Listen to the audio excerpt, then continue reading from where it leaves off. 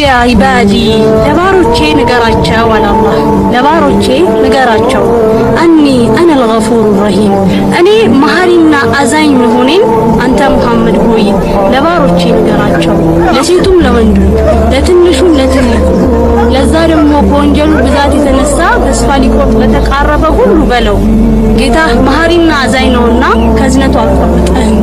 ከቤቱም አላባረረህም በለው ያዛኛዋ እናት ጌታ ከሷ በላይ ስለሚያዝን والله يريد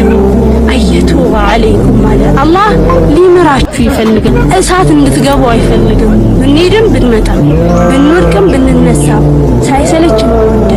ሳይሰለች የሚምረንና የሚያዝንልን አላህ ብቻ ነው ለዛ ነው ፍቅሩን ውዴታውን ተገለጸ በኋላ በመጨረሻም እንዲህ አለ ወአይነ ተልሀቡ